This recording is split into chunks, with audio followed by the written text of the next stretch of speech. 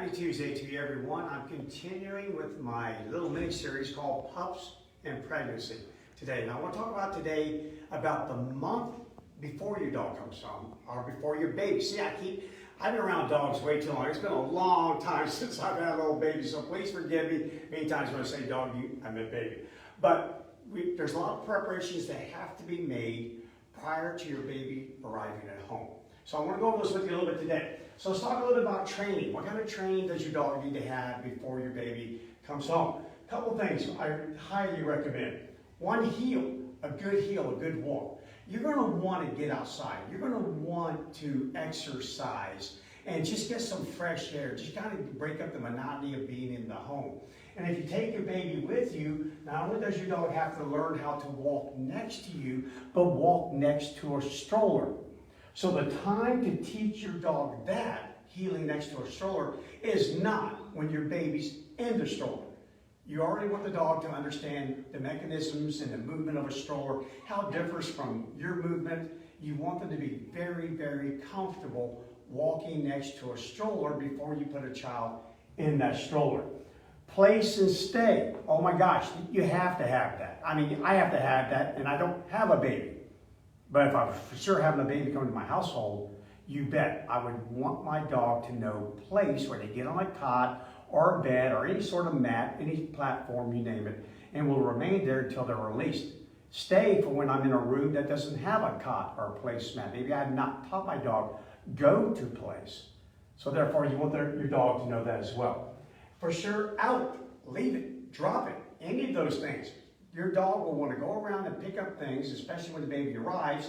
Things just tendency to get dropped. They're just on the floor, you forget about them. Next thing you know, your dog has your baby's toy, or worse yet, something that can ingest, swallow, like a pacifier, all sorts of little things that babies will put in their mouth.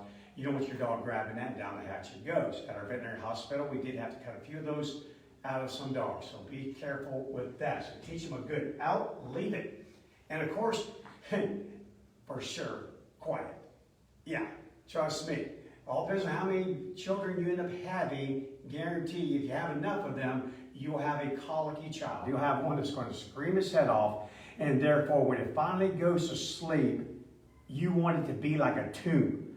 You don't want a sound one waking up that baby. You want it to be as quiet as can be. So if it looks like your dog's about to bark, you can stay quiet. If they do get off a bark, you can shut it down in a real hurry. So these are just commands that, there's lots of things a dog can learn. These are what I just call baby-specific commands. I just got to have them. Of course, come when called is great, but I'm going to be very careful about any interactions my dog has with a newborn when it comes home to begin with.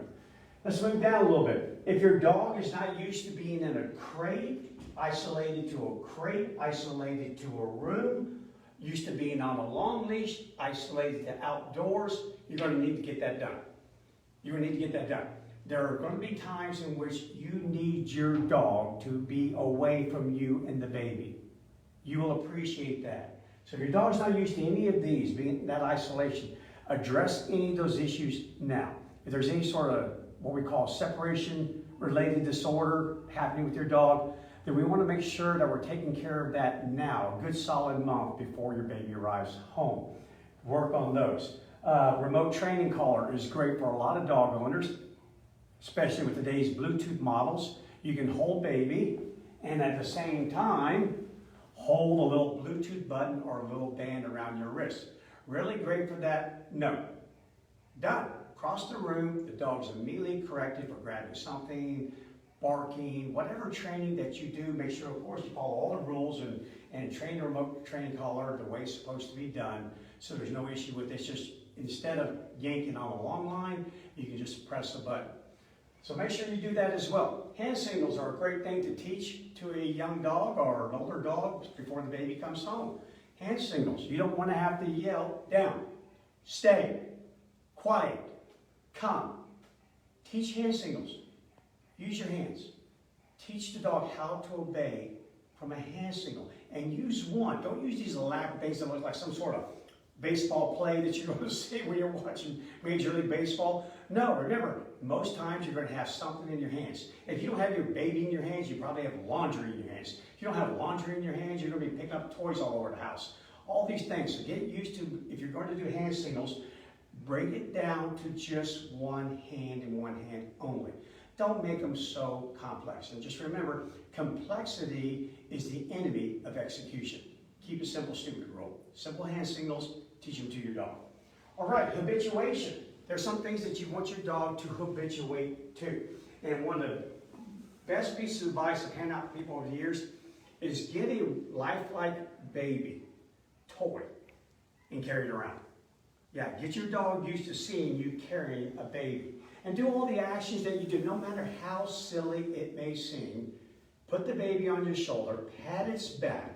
Many dogs, you do this, you pat that back, here they come. They jump up. They jump up. I did this just the other day with Captain, because I taught Captain to jump in my arms. I give him a signal, I say, give me a hug. And I tap my chest, I tap my stomach. You guys have seen on videos before. That's a green light to go ahead and jump up here. I just want to give you a big old hug, guy. So again, if I were to have a baby and I tap, here the dog wants to come. Work through this. Hold the baby the way you're going to hold it. Make those sounds that you're going to make. If you're going to baby talk to your baby, do it. Do it to the baby, not your dog. I saw a video on that. But do it to your baby. Carry it. Sit in a rocker. If you have a rocker, rock back and forth, holding your baby. Act like you're holding a bottle. Act like you're feeding it something. Acting like you're giving it this little pacifier. No, it's not yours, dog. This belongs to the baby. Hey, I think I put that in right. Okay, do all of those things. All of those. Place this baby-like object in a crib. Place it in a playpen. In any sort of cradle that you have. A swing that is automatic, that goes back and forth without you, just the baby. Get your dog used to seeing that. Already start gauging its behavior. Remember always, dogs learn with their eyes first, then touch. Don't allow them to touch this. Don't allow that. We'll talk more about that on the day that you bring the baby home. What kind of interaction do we have with the dog when the dog meets the baby for the first time? What to do and what not to do.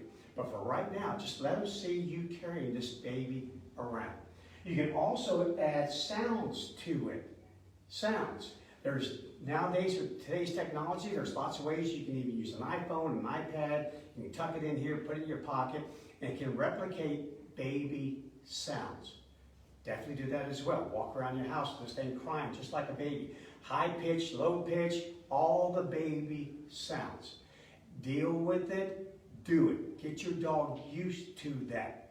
Remember, we want to work out of our home. We buy a clock to tell us what time it is. We hear tick, tick, tick, tick, tick, tick, tick, and we think, why on earth did I buy that clock? I'm going to kill that clock. I'm going to chuck it out the window.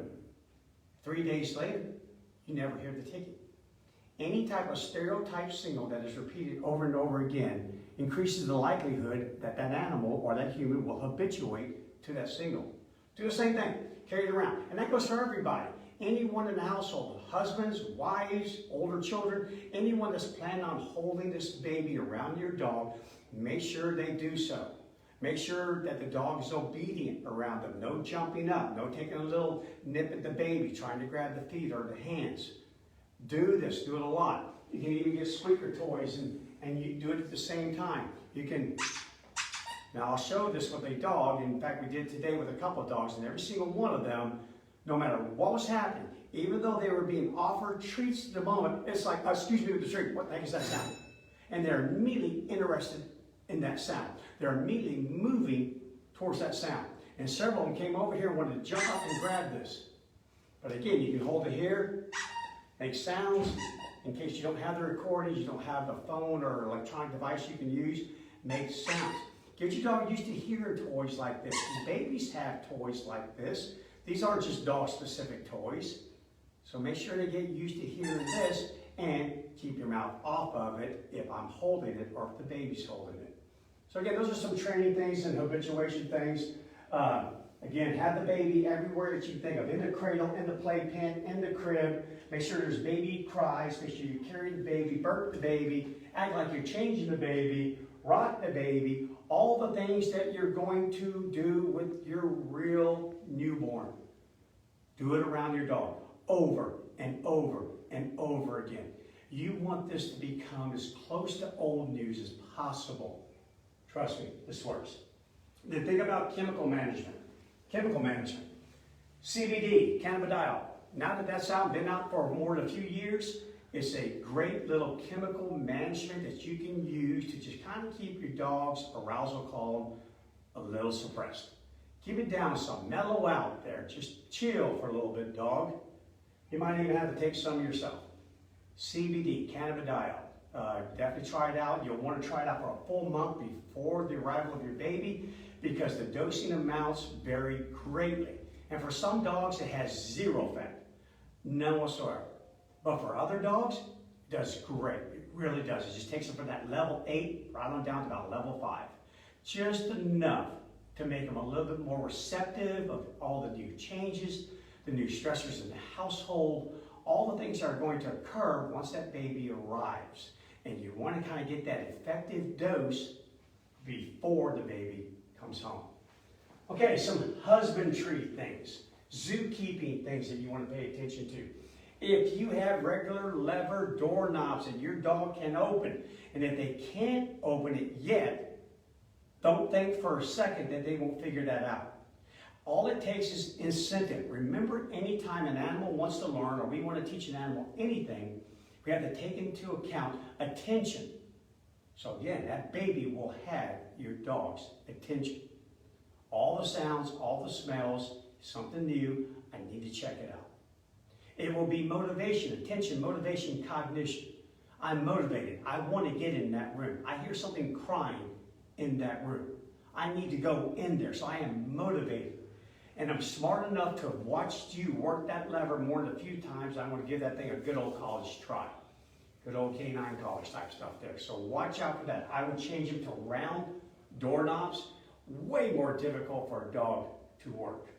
Make sure you don't have any push paddles either. You're not in a room in which the dog can simply push on the paddles and the door will open. Make sure you have a good solid lock on the door that you can lock. And make sure the dog can't unlock it. Also, become a neat freak. If you're not a neat freak now, then the month before your baby arrives, you need to become one. You need to pick up anything and everything. There are things that your dog could care less about right now. Right now, a month before the baby arrives. But I kid you not, when your baby comes home, now all of a sudden they're interested. They're interested. As soon as they figure out that that's a living thing, oh, they're interested. This is just how they think. Again, you will hear me talk more tomorrow about how they don't see baby. It's just something alive. And it has a resource. It has a toy.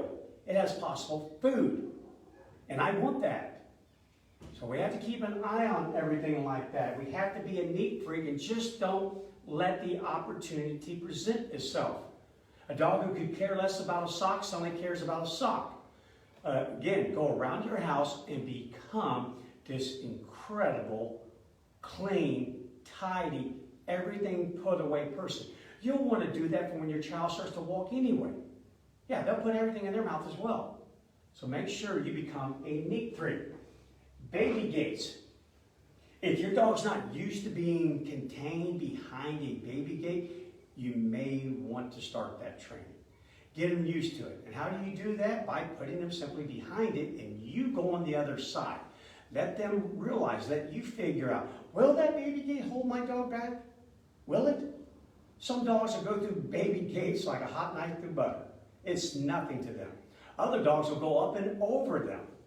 A lot of people find out through their own self-discovery that they didn't fasten them to the wall good enough and the dog just swings it wide open.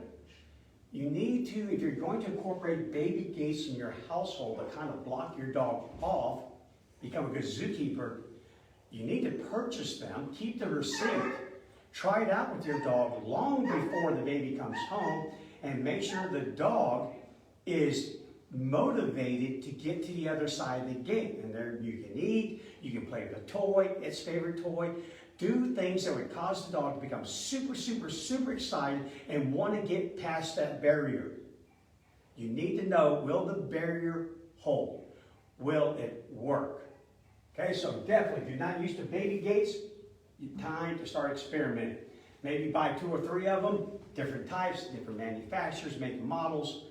Try them out. See which one works. The other 2 don't work very well, send them back and get more of the one that does work. But guys, time. Tick, tick, tick, tick, tick, tick, tick. We need to be doing all of this a minimum of a month before the arrival of your child. Make sure you do it for a minimum of a month. And then a couple little ancillary type things.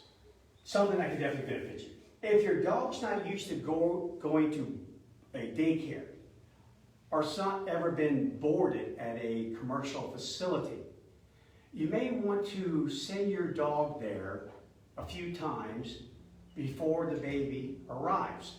And one of the reasons why is you'll hear me talk about on the day in which I address the baby's home, is that I really recommend that you send your dog away for a week minimum, maybe up to 2 weeks.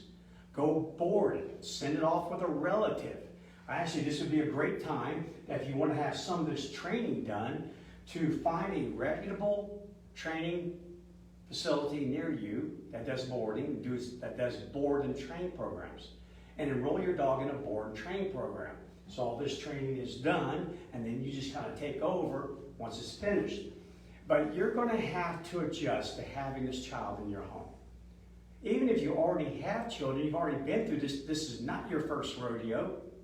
It's a different horse you're riding. They're all different. Things change. You changed. The child is different than the other child. Good Lord, any of you that has more than one child, you know what I'm talking about.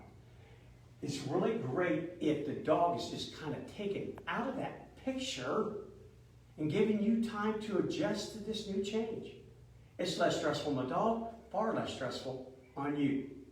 Okay, so I'll talk more about that. So if your dog's never gone to like a commercial boarding facility or to a daycare, I highly recommend that you start doing that. If your dog's not a pet sitter, because again, you don't want the pet sitter to come over to your house when you have the baby, but if you're going to send your dog off to relatives, your dog needs to get used to being with the relatives and their environment, maybe any dogs that they may have. All this stuff needs to be worked out, and you got to plan a good month before the baby comes home. And then lastly, ask questions. Ask questions. If you're new, you're a first-time parent, first-time mother, first-time father, if you will want to ask other mothers and fathers, hey, what was it like? They don't even have to have a dog, just ask them. What if you could do it all over again, what are some things that you would have done a month before your baby came home? Ask them. They're honest with you. Trust me. Babies are like icebreakers. People who are naturally introverted are very extroverted the second you start talking about babies. Same thing with dog owners. Dog owners who wouldn't talk to anyone, if you ask them about their dog, that's it. Now they're a chatterbox. Ask these questions. Put it out there. Social media. And then it's up to you to filter through what's going to apply for you, what works for you, what makes common sense to you. Just go through it, but ask questions. Then ask questions of parents who are dog owners as well, and they did have a dog and the child came home. Ask them, hey, a month before the dog came home, if you could replay this over, were there any things or any changes that you would have made? Guys, that's called social support. Reach out there and get that social support. And if you have any specific questions, reach out here to us. We've given this seminar, I've given this seminar many times. Usually it's a one-day, not a multi-day Facebook Live event. But we've given it many times, and I've had many thousands of clients who've had babies, and I've given them advice, and so far, knock on wood, it's all worked out very well. Okay, and one last point, I just saw it up here, and I wrote it in red. Now, I know I told you that was the last part, but one thing I just want to talk to you about. I trust my training. I know my skill set, I know my knowledge, and I trust in it. But I'm going to be very frank with you. If a new baby were to come home into my house today, I am never going to, and never did I, ever trust my training without redundancy. I never did, and I highly recommend you don't as well. Meaning, there's zero chance, zero, that I'm going to leave my dog on a place cot in a room that the baby occupies as well, and I'm not there. I'm not going to the bathroom. I'm not going to the kitchen. I'm not going anywhere that I'm not near that baby with a full-blown adult dog. Both of those cases that I told you about in yesterday's Facebook Live, the parents were right there. They never saw it coming. And one of the dogs was actually very well trained. Don't totally count on your training. It's a great tool. There's nothing like you're holding the baby and tell your dog to lay down over there. Be quiet. To come over here for a moment. Put it in that room. But when you can't manage the dog because you need to leave and the baby needs to get put up, go take a nap, what have you, I would not solely trust your training. I would just be a good zookeeper. This is one of those, if that mistake happens, it could be unrecoverable. It could be fatal. Don't trust the training when you're not around. Trust you. Trust your ability to control that dog when you're there. But when you're not there, don't trust it. Put the dog up. Here's why I wanted you to do all these things over here. Get your dog used to being in the crate. It's not used to being in the crate. Get used to being in the laundry room by itself. It's not used to being in the laundry room. Get used to being in the bedroom, on the long leash, in the yard, what have you. Get used to all of these things because you will need to leave your child. Life continues to move on. You will need to do this. And when you do this, you need to make sure that your dog is safely away from your child. Guys, I've worked thousands of cases. And I tell you this with all honesty. I would not trust even my own training. I would simply put my dog up. Use training later for when you're around. Okay, so that's it for today. Pay attention on this. I'll back away for a second. Let Evan zoom in on the board.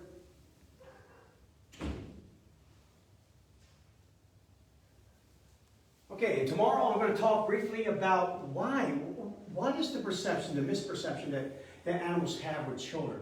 What do they see? What do we think that they see? No one ever knows for sure. What motivates them to attack a child, to bite a child? I'm going to talk about this tomorrow. Talk about canine aggression as directed to young children. And then the day after that, we're going to talk about when the baby arrives at home. What do you need to do? What steps you need to take right then? And then finally, we'll wrap it up with the babies that have grown into toddlers. They're now moving about. They're walking. They're racing towards your dog with their brand new lightsaber.